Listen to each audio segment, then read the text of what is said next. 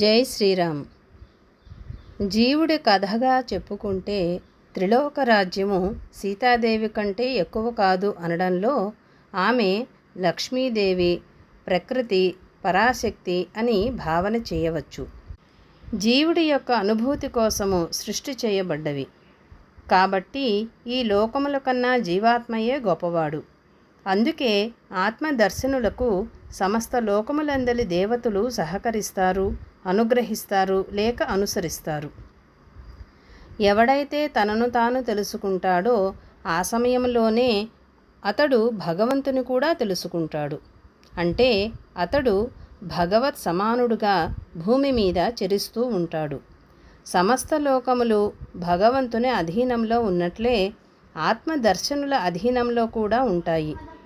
మనుషులు, దేవతలు, సమస్త లోకముల వారు ఆయనను పూజిస్తారు అని చెప్పడంలో ప్రతి సద్గురువు కూడా పంచభూతములు, అన్ని రకముల దేవతలచే గౌరవింపబడతాడు. ఎందుకంటే జీవాత్మ సహజంగా దైవాత్మ స్వరూపమే. లోకముల యందు ఆసక్తి కలిగి దైవమును మరచినప్పుడు బంధింపబడతాడు. అందుకే మనవారు అద్వైత సిద్ధాంతాన్ని అవగాహన చేసుకొని దేహో దేవాలయ ప్రోక్తో జీవో దేవ సనాతనః అన్నారు.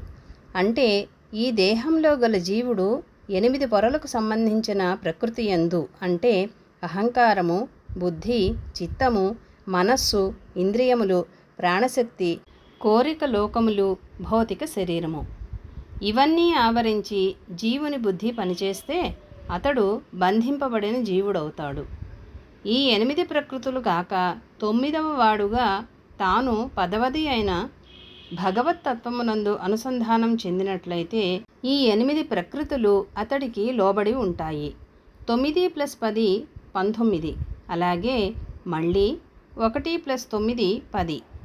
అలాగే మళ్ళీ 1 + 0 1 అంటే ఏకత్వం పొందుతాడు. ఆ విధంగా పరతత్వంతో కూడిన జీవుడు పరమాత్ముడే అయిపోతాడు. అందుకే జీవాత్మ పరమాత్మ చ ముక్తానాం పరమాగతి అన్నారు. అదే జీవుడు 8 ప్రకృతులతో కూడిన ఈ సృష్టి యందు బద్ధుడైతే 9 + 8 = 17. మళ్ళీ 1 + 7 8 అవుతాడు. 9వదైన జీవతత్వము 8 ప్రకృతులతో కలిస్తే ప్రకృతి పరమవుతాడు. దైవంతో అనుసంధానం చేసుకుంటే దైవమే అయిపోతాడు. జీవాత్మ పరమాత్మతో అనుసంధానం చెందితే ఇక సృష్టిలో ఏ ప్రజ్ఞలు అతనిని బంధింపలేవు. ఆ స్థితిలో వారికి సృష్టి ప్రజ్ఞలన్నీ సహకరించేలాగా ఉంటాయి. అదే జీవతత్వం యొక్క ప్రత్యేకత. మనము కూడా భూమిలో నుంచి పుట్టుకొచ్చాము కానీ మనము అది కాదు. మనము సూర్యప్రజ్ఞతో పుట్టాము కానీ మనము పంచభూతాలతో అనుసంధానం చెందటం చేత, దైవాన్ని మరవడం చేత మనమంతా ఎర్తీ బీయింగ్స్, భూమిలో పుట్టినటువంటి వారము అని అంటారు. సీతాదేవి కూడా అలాంటి ప్రజ్ఞ కలది. అంటే తనను తాను మరువని స్థితి కలిగి ఉన్నది.